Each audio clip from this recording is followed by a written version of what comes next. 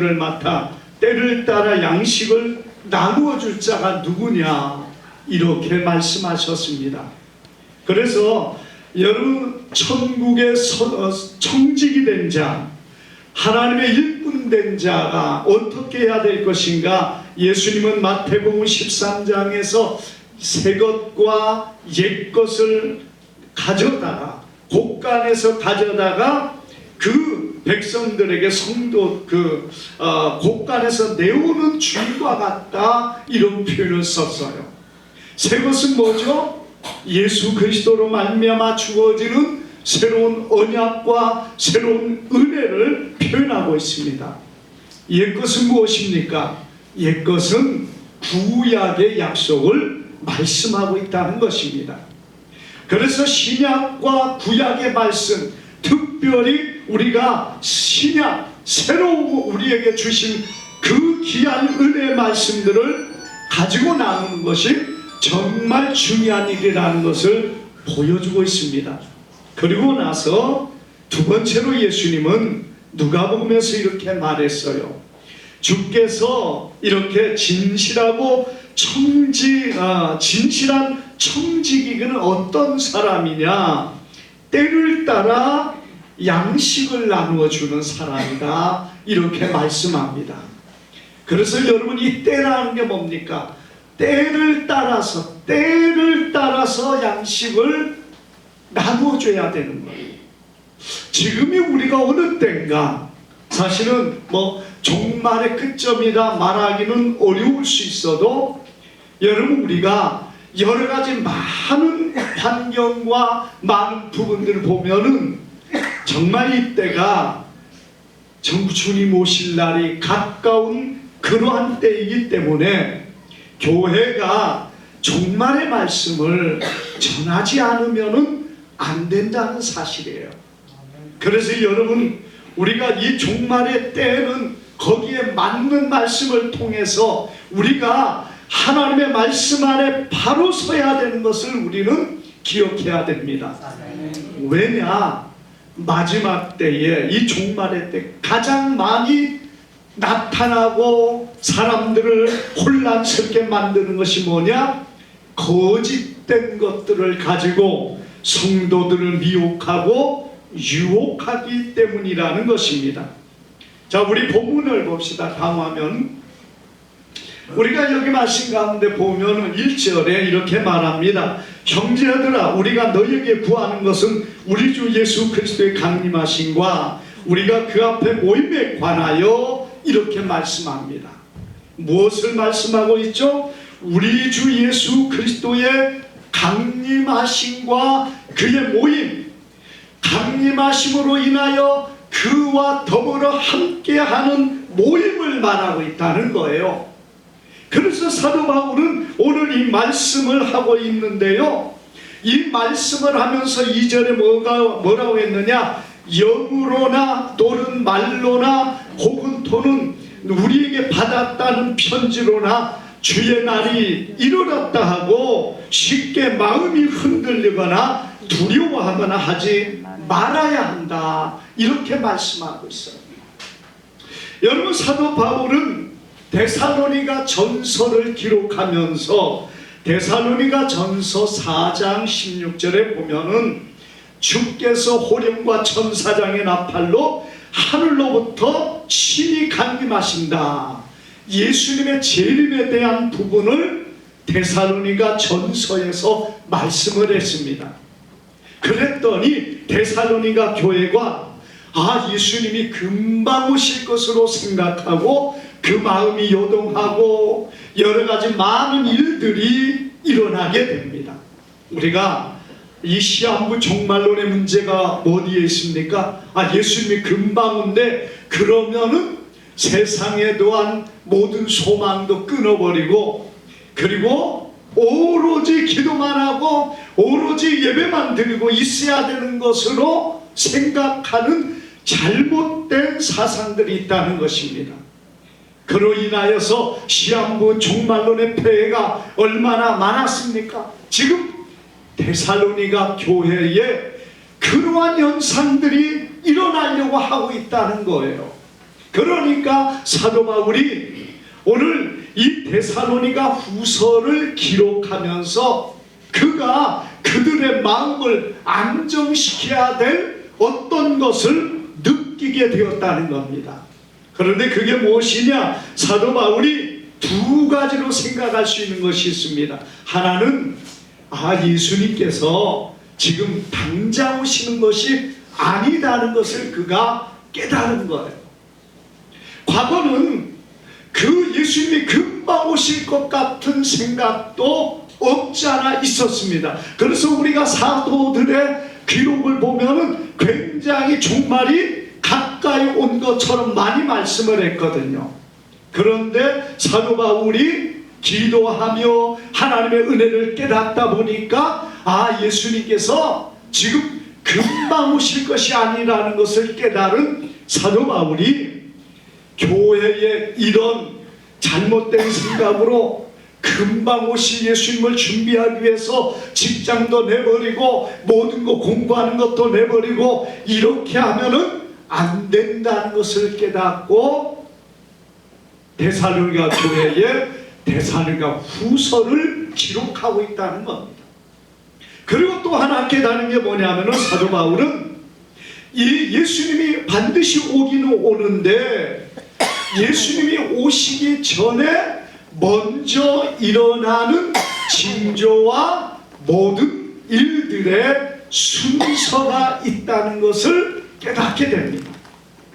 물론 예수님은 도적같이 오시지만은 그렇다고 해서 예수님이 그냥 아무 때나 오시는 것이 아니라 예수님이 오시기 전에는 반드시 뭐가 있다는 거예요? 징조가 있고 순서가 있고 주님이 오실 때에 대한 어떤 그런 역사들이 선행되어 일어난 다음에 예수님이 오신다는 것을 깨달은 것입니다.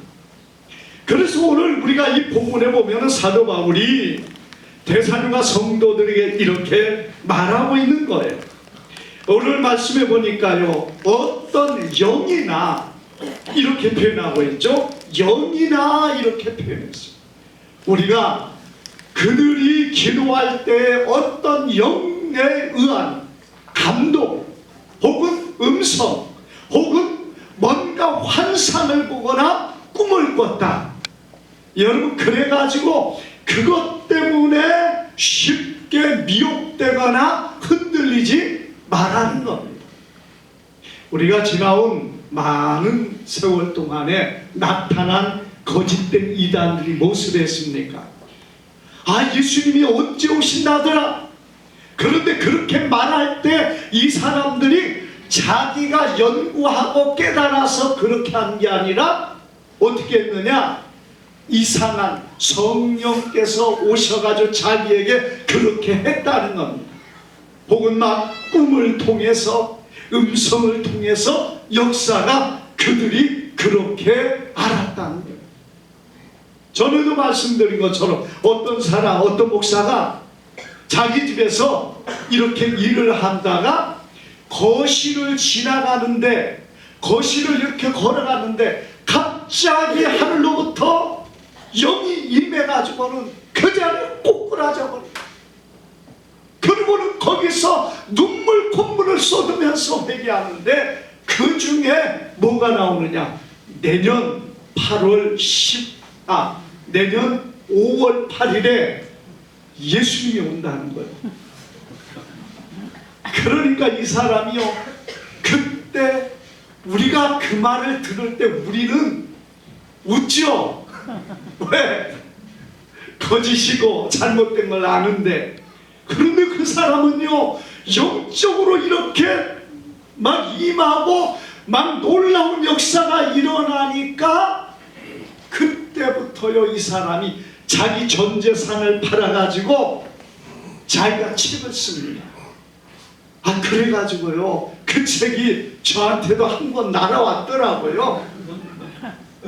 예수님이 내년 5월 8일 어버이날에 오시는데 그때가 한 10년도 넘은 것 같아요.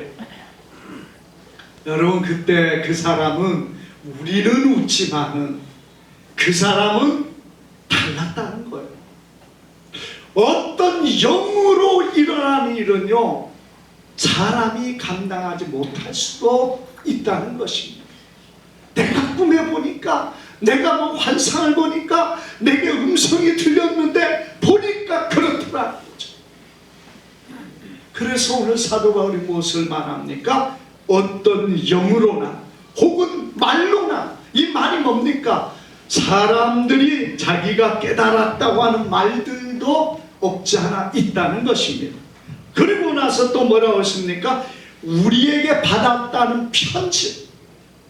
여러분이 우리에게 받았다는 편지라는 표현은 어떤 면에 사도 바울이 내가 너에게 썼다는 편지라 할지라도,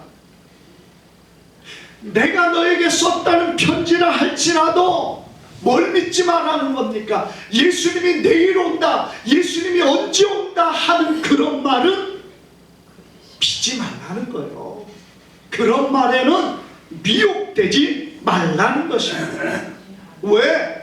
예수님은 도적같이 오시기 때문에 그렇습니다.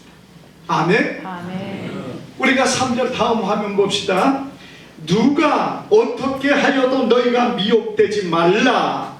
먼저 배교하는 일이 있고 저 불법의 사람 곧 멸망의 아들이 나타나기 전에는 그날이 이르지 아니하리라. 사도 바울이요, 미혹되지 말라고 하는 이유가 뭐였느냐? 먼저 배교하는 일이 있을 것이다, 이렇게 말하고 있습니다. 순서가 있다는 겁니다. 징조가 있다는 거예요. 예수님이 이 땅에 오시는데 그냥 아무 때나 오는 게 아니라 징조가 있고 순서가 있는데, 무엇보다 오늘 이 사도 바울이 중요하게 여기는 게 두 개가 나옵니다. 첫째가 배교가 있다는 거예요. 배교. 배교가 뭐죠? 교를 배반하는 겁니다. 진리를 배반하는 것이에요. 그리고 두 번째는 저 불법의 사람 멸망의 아들이 나타나기 전에는 그날이 이르지 않는다. 그날이 뭐죠? 재림, 그리고 휴거입니다. 동일한 것을 말하고 있어요. 왜냐? 이것이 사도 바울이 이전에 말했던 예수 그리스도와의 모임에 관한 것이기 때문에 그렇습니다. 자, 배교가 있고 불법의 사람이 나타나기 전에는 그날이 일어나지 않을 것이라고 성경이, 사도 바울이 분명하게 말하고 있는 겁니다. 우리가 세상 안에 일어나는 전쟁과 난리와 혹은 기근과 지진과 재난들, 여러분 역사 속에서 얼마든지 있어 왔습니다. 전쟁이요, 수없이 일어났어요.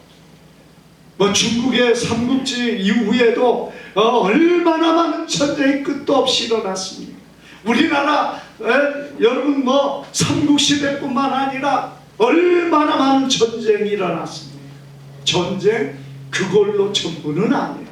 기근과 지진과 질병들, 여러분 질병들 하면은 중세시대에 문둥병으로 인하여 수백만의 사람들이 중세를 쓸어버렸어요. 중국도 문둥병으로 중세에 얼마나 많은 사람들이 죽었는지 모릅니다. 한때는 패스트가 창궐해가지고 종교개혁의 때에 여러분이 패스트가 얼마나 무서운지, 그 병에 걸려가지고 수없이 죽어나가고, 그럴 때 루터가 여러분 그 시대에 어떻게 해야 될 것인가, 목회자가 마냥 도망갈 것인가, 아니면 그런 가운데서도 교회를 지키고 믿음을 지킬 것인가에 대한 부분을 말하고 있는 것을 봅니다. 여러분, 우리가 이런 재난과 재앙들은 역사 속에 이어왔었다는 겁니다. 그런데 정말 중요한 것은 배교가 일어나는 거예요. 물론 여러분 배교라는 것이 교회 안에 어떤 국지적으로 부분은 많이 있어 왔습니다. 우리나라 배교가 무엇이었습니까? 신사참배. 여러분, 우리 한국은 신사참배라는 배교가 결국에 6.25라는 참혹한 하나님의 진노가 이 땅에 임했다는 것도 우리는 알아야 돼요. 신사참배는 배교였어요. 여러분, 교회 안에 하나님이 아닌 하나님 외에 다른 것을 숭배하고 따라가는 그것이 배교고, 또 하나는 하나님의 교회 안에서 하나님의 말씀을 지키지 않고 거짓된 것을 따라가는 그것이 배교라는 것이에요. 여러분이 배교는 적그리스도와 더불어 일어나겠습니다마는 그 전에 일어나는 일들이 뭡니까? 종교 통합을 통한 모든 종교가 하나가 되고 교회 하나님을 섬기면서도 그것들을 섬기는 그런 그곳이 되어질 때 배교의 일들이 일어난다는 것입니다. 지난번에 여러분, 천주교의 교황이 어떤 동성애자 신도를 만나가지고 그에게 이렇게 말했습니다. 하나님이 당신을 그렇게 창조했으니까 당신은 그렇게 창조된 대로 사십시오. 내가 그걸 어떻게 하겠습니까? 이렇게 표현을 했어요. 여러분, 그 말은 무엇을 말합니까?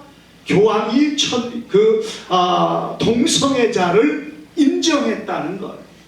난리가 났습니다. 그 사람이 동성애자들이 가서 교황이 나에게 그렇게 말했다. 하나님이 나를 이렇게 창조했다는 얘기. 동성애자로 창조했다고 인정했다는 겁니다. 막 난리가 나가지고 동성애자들 막 그 기뻐하고 좋아했는데, 얼마 후에 그 교황이 무엇을 말했느냐? 동성애자를 하나님의 성경에 기록된 말씀과 다르다고 분명한 선을 그었습니다. 그래서 동성애는 죄라고 그렇게 말했다는 거예요. 여러분, 교황이 하나님의 말씀에 깨달을 그런 줄 압니까? 그 이유가 있었어요. 왜냐하면 교황이 이란의 최고의 종교 지도자, 이슬람의 최고의 종교 지도자를 만나서 합의를 하고 종교 통합을 해야 되는데, 이슬람은 뭐가 싫어하느냐? 동성애를 싫어합니다. 동성애를 그들이 용납하지 않아요. 그런데 로마 교황이 그걸 처음에는 인정을 했는데, 보니까 이게 교황하고 그 다음에 이슬람하고 가가지고 얘기를 하려고 하는데, 통합을 하려고 합의를 하려고 하는데 동성애가 걸리는 거예요. 그러니까 교황이 그것을 부정을 하는 겁니다. 몇 달 전에는 인정하고 몇 달 전에는 그렇게 하던 교황이 왜 그러겠어요? 종교 통합을 이루기 위한 그 방식이었다는 얘기예요. 벌써 여러분, 이 종교 통합은 정말 많이 이루어졌습니다.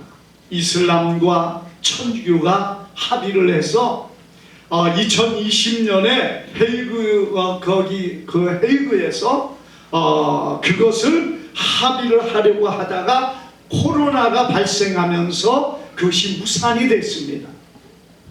여러분, 그 이후에 어느 때 그걸 하려는지는 지금은 아직은 정확한 것이 나오지 않았지만은, 지금 세계가 여러분 WCC나 그리고 WEA나 그리고 NCCK라는 우리 기독교 세계연합회, 복음주의 연합회, 그리고 한국 기독교 연합회라는 이런 것들을 통해서 교회가 연합이 되고 세계 모든 종교의 연합을 시도하고 있다는 얘기예요. 그래서 그 부분이 굉장히 많이 비판을 받고 그런 가운데 있다 보니까 지금 여러 교단 안에서도 그 NCCK, 우리 한국 기독교 교회 협의 같은 데 들어가 있는 그 교회들이 거기를 탈퇴하는 일들이 일어나고, 이번에 제가 보니까 이 운정 무슨 사랑의 교회인가 어떤 교회인가가 통합축에 있는데 WCC에 가입되어 있기 때문에 자기는 이 교회에서 교단에서 떠난다고 탈퇴를 선언하는 것을 보았습니다. 왜 그러느냐? 그들이 하나님을 섬기면서도 우상을 섬기며 함께하는 것을 그들이 자기들의 어떤 교리가 되어 있기 때문에 그렇습니다. NCCK라는 그곳, 우리 한국 기독교의 교회 협의회인데 이 사람들이 무엇을 말하느냐? 우리나라의 차별금지법을 만들어 달라고 호소를 합니다. 그것이 여러분 NCCK에서 지금 하고 있는 일이에요. 그러니 거기에 있는 목사님들 중에서 정말 이런 짓을 하는 그것을 싫어가지고 그 어떤 교회 협의에서 떠나고 그것을 탈퇴하는 일들이 일어나고 있다는 겁니다. 대부분의 목사님들은요 그걸 싫어합니다. 그런데 그 속에 있는 몇몇의 사람들이 이런 것을 연합해서 함께 하려고 하고 있다는 거예요. 장차는 여러분 종교 통합을 통하여 우상과 다른 것 종교도 인정하고 그것들도 구원을 받을 수 있다고 그렇게 사람들이 말하고 교회도 그것을 그렇게 인정하는 시대가 되어진다는 것. 성도들이야 목사님이 그러든 말든 내가 무슨 상관인가? 여러분 그러고 앉아있는 것만이 전부가 아니란 얘기예요. 목사님 나가서 종교 통합을 하고 자기들끼리 뭔 짓을 하고 우상을 인정하고 불상 앞에 가가지고 엎드려 절하고 그 짓을 하든 말든 나는 교회 와서 하나님만 바라보고 예수의 예배만 드리며 여러분 된다고 이렇게 생각하면 안 된다는 거예요. 그가 거짓된 영을 참으로 끌려가서 거기에 절하는 자가 앞에서 예배를 인도하고 앞에서 하나님의 말씀을 전한다면 그들의 말이 뭐며 그에게서 나오는 영적인 흐름이 어디에 있겠느냐 이거예요. 우리가 이것을 분명하게 말씀 안에 분별하지 못하면은 그것들이 뭔지도 모르고 그냥 끌려가고 넘어가는 그런 시대가 되고 만다는 것이에요. 그 우리 성도들이요 한 사람 한 사람 이제는 학자가 되어야 되고 이제는 지혜자가 되어야 됩니다. 그래서 나 자신도 지키고 믿음 안에 서야 된다는 얘기예요. 우리가 지금 차별금지법으로 인해서 동성애가 교회 안에 들어와 인정된 것이 언제부터입니까? 오래됐습니다. 교회에 목사가 동성애자가 서가지고 동성애는 불법이 아니고 죄가 아니라고 여러분 그렇게 말하는 것이 세계에 얼마나 많이 있을까요? 유럽이 있습니다. 미국이 그렇게 되어져 버리고 있어요. 그들이 섰다, 그들이 하나님의 말씀을 그렇게 말하는 그것 자체는 그까지 동성애 그거 하나 가지고 그래? 여러분 진리가 그렇습니까? 하나님 말씀 그렇습니까? 그것 자체가 그가 배교의 일을 하고 있다는 사실을 우리는 기억하기를 바랍니다. 아멘. 여러분 이 배교의 일들이 일어나는 일들이 일어날 때 적그리스도가 이제 일어날 것이고 그리고 나서 주님의 오시는 역사가 성경은 계속해서 기록하고 있다는 것이에요. 자, 우리 보면은요. 자, 3절을 보니까 배교하는 일이 있고 불법의 멸망의 아들이 이르기 전에는 뭐라고 했어요? 그날이 이르지 않는다. 이렇게 말하고 있어요. 그리고 4절 다음 화면 봅시다. 자, 그는 대적하는 자라 신이라 불리는 모든 것과 숭배함을 받는 것에 대항하여 그 위에 자기를 높이고 하나님의 성전에 앉아 자기를 하나님이라고 내세우느니라 이렇게 말하고 있습니다. 사람 뭐라는 거요? 불법의 사람은 대적하는 자라는 겁니다. 근데 처음에야 대적이 아니라 도리어 교회를 위하는 것처럼 세상에 평화를 주고 화평을 주는 것처럼 할 겁니다. 그리고 하나님의 성전에 앉아 자기를 하나님이라고 이렇게 말한다는 것이에요. 자, 여러분, 하나님의 성전이라는 것은 저체는 교회에서 그를 인정하게 된다는 것을 의미합니다. 하나님의 성전하면 지금 여러분 예루살렘에 있는 것이 하나님의 성전입니까? 오늘 이곳이 하나님의 성전임을 믿으시기를 바랍니다. 아멘. 오늘 이 교회가 가장 우리 주님의 사랑받는 것이 교회예요. 어떤 사람들 막 이스라엘이 회복이 되고 이스라엘이 성전이 세워지면 그게 하나님의 나라처럼 생각하는데 천만에요. 이스라엘 백성들은 아브라함의 자손으로 혈통적으로 될지 몰라도 교회는 누구죠? 예수 그리스도의 피로 사신 것이 교회입니다. 아멘. 그리스도 예수의 피가 흐르는 곳이 교회란 말이에요. 아멘. 교회는 주님의 몸입니다. 아멘. 주님의 몸보다 우리 주님이 사랑하는 곳이 어디 있겠습니까? 아멘. 이스라엘이 지금 뭐 전쟁이 일어나고 이스라엘이 회복이 되어서 이렇게 되니까 여러분 막 이스라엘 막 대단한 것처럼 보여집니까? 이스라엘이요 다른 민족하고 뭐 다를 건 뭐 없어요. 똑같습니다. 물론 아브라함의 자손이기 때문에 하나님의 약속이 있기 때문에 하나님이 그들을 긍휼히 여기십니다. 그렇다고 이스라엘이 뭐 특별한 존재, 교회보다도 하나님의 사랑받는 존재입니까? 교회는 예수 그리스도의 몸입니다. 교회보다 사랑받는, 우리 하나님의 사랑과 관심 있는 곳이 없어요. 물론 이스라엘이 회개하고 돌이키면 하나님께서 그들을 사랑하시고 불쌍히 여기시지만 지금은 언약으로 인하여서 이스라엘이 회복이 되는 가운데 있을 뿐이라는 얘기예요. 우리가 이스라엘 백성들이 여러분 이 전쟁을 통해서 어떤 일이 일어날지는 알지 못합니다. 그러나 이스라엘의 성전이라고 하는 것이 만들어질 수도 있어요. 왜냐?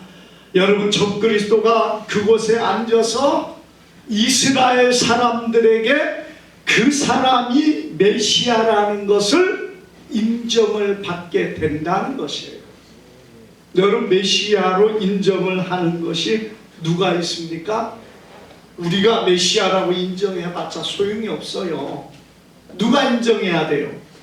이스라엘 사람들이 인정해야 된다는 얘기죠.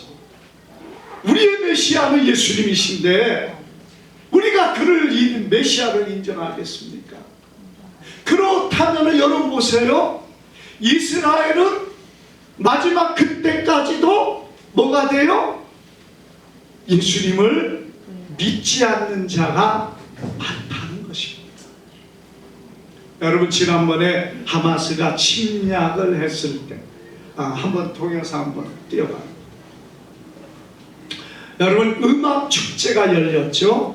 그리고 초막절에 가장 저기 때에 마지막 이때가 자 멈추고 우리가 여기 보면은요 이스라엘 청년들이 음악 축제를 여는데 저기 뭐가 있죠? 저 끝에 보면 멀리 보이는 저게 불상이에요. 이스라엘 백성들 불상과 뭔 상관이 있어요? 그런데요 이스라엘 초막절의 마지막 날에 이스라엘 청년들이 술을 먹고 마약을 하고 그리고 밤새도록 춤을 추면서 저 우상 불상 앞에서 저짓을 하고 있는 겁니다. 그러다가 어떻게 됩니까? 하마스 대원이 조금 가면은요, 하마스 대원이 행글라이든가 그것을 타고 와가지고 그들을 학살하는 거예요. 이게 여러분 그냥 우연히 일어난 일이겠습니까? 이스라엘의 지금 이 전쟁은 여러분 하나님께서 그들에게 온 중동을 이기게 하기 위해서 하나님이 하셨겠습니까? 하나님의 징계가 그들에게 임하는 거예요. 자, 화면을 넘어가고, 여러분 이 중동에 지금 이 전쟁을 통해서, 물론 그렇다고 하나님이 하마스 편은 아니죠. 이스라엘은 지금 약속 안에서 회복이 되어가고 있지만은, 여러분 이런 전쟁을 통해서 이스라엘이 뭘 하겠습니까? 예루살렘을 점령하고, 혹은 그 바이스돔 성전, 그 바이돔 사원을 파괴를 하거나, 그래서 제3성전을 건축하는 어떤 토대를 만들 수 있다는 것입니다. 그것이 이번 전쟁을 때문에 일어날 수도 있고, 이게 무마되고 이 다음에 되어질 수도 있습니다. 그러나 반드시 그런 일은 그곳에 일어난다는 것입니다. 그리고 그들은 적그리스도를 뭐라고 인정을 해요? 우리는 적이라고 표현하지만 그들은 그리스도라고 표현을 한단 말이에요. 메시아라고 표현을 한다는 거죠. 그렇게 하다가 여러분 그들이 메시아인 줄 알고 그것을 숭배하고 그것을 따르다가 보니까, 이 성경의 역사 속에 보면 대략 한 3년 반 후에 그 적그리스도가 정체가 드러나고, 사람들에게, 이스라엘 사람들 보니까 이게 아니네, 그렇게 인정을 한 다음에 그걸 버리게 됩니다. 적그리스도를 배반하게 되죠. 적그리스도는 그들을 무자비하게 학살하거나 징계가 이루어질 것이고, 여러분 거기서부터 적그리스도는 교회를, 교회야 그저는 핍박을 하겠지만은 이 유대인들을 향한 핍박이 극심해지면서 그들이 예수 그리스도로 회개하고 돌아온다는 것이 성경에서 보여주는 시나리오라는 거예요. 역사의 어떤 종말안의 관점까지 볼 때 그런 방향이라는 거예요. 여러분 이스라엘 백성들이 지금 회개하고 돌아오면은 적그리스도가 그들에게 인정될 수 있어요, 없어요?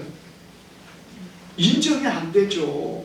아니 이스라엘 사람들이 예수님을 다 믿는데, 믿는 예수님을 믿는 그 사람들이 적그리스도가 나타나면은 그걸 적그리스도라고 하지 메시아라고 하겠습니까?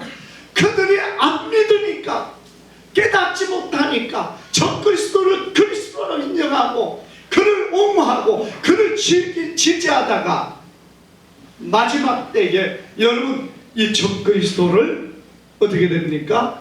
그리스도가 안 것을 알고 예수 그리스도 앞에 돌아오는 역사가 일어난다는 거예요. 그들이 성전을 건축하든 뭔 일을 하든 사실은 교회와 상관이 없습니다. 그러나 세상의 종말의 역사는 이렇게 이어갈 것인데, 자 우리 다음 한번 봅시다. 이런 일이 있을 건데 무엇을 말했습니까? 여기 보니까 불법의 비밀을 활동하고 있으나 막는 세력이 아직은 때가 되지 않아서 막는다는 얘기입니다. 그 다음 보세요. 자, 그 다음에 보면은 그때에 불법한 자가 나타나리니 주 예수께서 그 입의 기운으로 그를 죽이시고 강림하여 나타나심으로 패하시리라. 아멘. 여러분 이 장면이 휴거고 이 장면이 재림이란, 예수님이 이렇게 오신다는 것입니다. 적그리스도를 죽이시고 예수님이 재림하심으로 죽이시고 이 땅에 오신다는 얘기예요. 여러분, 이전에 우리가 말씀을 보는 것처럼 이 일이 이루기 전에는 그날이 이르지 않는다 이렇게 말했죠. 그날이 뭐죠? 주님의 재림, 성도의 휴거가 이루어지는 그것이 이전에는 이루어지지 않는다는 거예요. 그래서 우리가 바로 깨닫지 못하면은 여러분 엉뚱한 거 붙잡고 믿고 그렇게 살아갈 수 있다는 겁니다. 우리가 여러분 그런 의미 속에서 이 적그리스도가 나타나는 그때가 언제냐? 바로 예수님이 적그리스도가 나타났다고 해서 금방 성도들이 휴가되고 올라가는 게 아니에요. 성도가 이 땅에 있다는 것은 여러분 마지막 환란의 때에 성도가 자신의 믿음을 보이는 것입니다. 세상의 종말의 때는요, 가장 하나님 앞에 열매를 보여드리는 때입니다. 추수의 때가 뭡니까? 교회라는 게 이전에도 환란이 있었고 어려움도 있었지만은 여러분 교회가 정말 하나님 앞에 열매를 보여드려야 될 그때가 어느 때냐? 마지막 종말의 때라는 얘기입니다. 그런데 성도가 환란 없이 그냥 올라간다. 환란을 왜 성도가 받아야 되냐? 마지막 환란의 때가 뭡니까? 추수의 때에 추수의 알곡과 가라지를 가르는 것이 환란이고, 정말 내가 믿은 그 믿음이 진실하다는 것을 하나님에 보여주는 때가 환란을 이기는 거예요. 환란을 통해서 하나님의 백성들이 뭘 보여줍니까? 이 환란이라는 것은 믿음을 보여주는, 인내를 보여줌으로 하나님의 백성들이 하나님의 사람이라는 것을 드러내요. 인내를 보여줌으로 그 믿음의 진실함을 보여줘. 우리가 여기 다음 화면에 보면은 뭐라고 말하느냐? 여러분, 바로 진리를 따르지 않는, 진리를 사랑하지 않는 자들을 이기 때문에 뭐라고 했어요? 그들이 미혹을 당한다는 거예요. 자, 여러분, 우리가 이 마지막 때는 정말 진리 안에 서야 됩니다. 너무 혼탁하고 거짓된 말들이 난무합니다. 저는요, 성경대로 보자는 거예요. 이 성경 이렇게 말했는데 뭐 다른 말들이 뭐가 필요하냐 이거예요. 뭐 7년 전에 올라가서 공중에 혼인잔치하고 그게 어디 있냐 이거예요. 성경에 적그리스도를 죽이고 강림하신다고 분명히 말했는데, 그리고 성도가 그런 가운데서 여러분 그렇게 있어야 될 이유는 뭐냐? 거짓 적그리스도가 모든 능력과 표적과 거짓 기적으로 역사를 할 때 성도들이 그것을 구분하고 그것들을 깨달아서 그게 진리가 아니라는 걸 내가 오롯이 붙잡고 믿음으로 서야 될 시대가 마지막 때라는 얘기예요. 여러분, 언제가 올지는 모릅니다. 그러나 중요한 것은 여러분, 내가 말씀 안에 바로 서서 오직 그 말씀을 붙잡아야 됩니다. 이 사람 말 듣고 저 사람 말 듣고 여러분 그런 말에 넘어가서 세상에 평화가 얼마나 좋아, 우리가 화합하고 연합하는 거 얼마나 좋아, 여러분 그것에 휩쓸려가는 것이 아니라 하나님의 말씀, 온전히 그 말씀을 붙잡고 말씀이 우리에게 어떻게 무엇을 주고 있는가를 깨닫고 그 앞에서는 우리 모든 성도가 되어서 주님 오시는 그 날에 주님 앞에 설 수 있는 우리 성도 되기를 주님의 이름으로 축복합니다. 기도합니다. 거룩하신 아버지 감사합니다. 귀한 말씀을 통해서 오늘 진리의 말씀 안에 서가는 저희들 되기를 원합니다. 세상이 혼탁하고 거짓된 영들이 많이 세상에 미혹을 하고 있습니다. 하나님, 주의 백성들이 말씀만을 알게 하여 주시고 아멘. 말씀 안에 굳게 서기를 원합니다. 아멘. 아버지, 사람의 상상과 사람의 계산에 따라 행하지 않게 하시고 아멘. 말씀이 아니면은 내려놓을 수 있는 저희들 되게 하셔서 아멘. 진리의 말씀 안에 온전히 서는 저희들 되게 하여 주옵소서. 아멘. 감사드리며 예수님의 이름으로 기도하옵나이다. 아멘.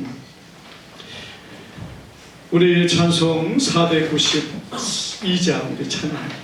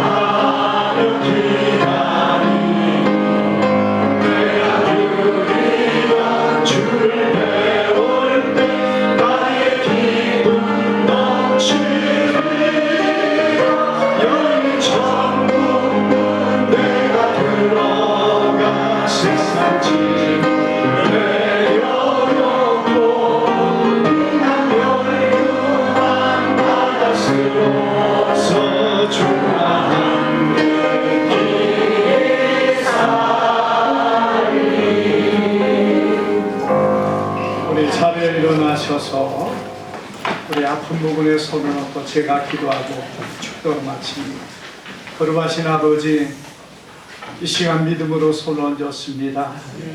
주의 긍휼과 자비하심으로 저들에게 함께하여 주셔서 아멘. 모든 질병이 떠나가게 하시고 아멘. 강건케 하여 주옵소서. 아멘. 우리 주 예수 그리스도의 이름으로 명하노니 모든 질병은 치료될지어다. 아멘. 예수 그리스도의 이름으로 명하노니 모든 질병은 강건할지어다. 아멘. 치료될지어다. 아멘. 치료될지어다. 아멘. 우리 주 예수 그리스도의 무한하신 은혜와 우리 아버지 하나님의 지극하신 사랑하심과 성령의 감화 감동 교통 충만하시는 총이 사랑 주의 모든 백성들 위에 이제로부터 영원토록 함께 있을지어다.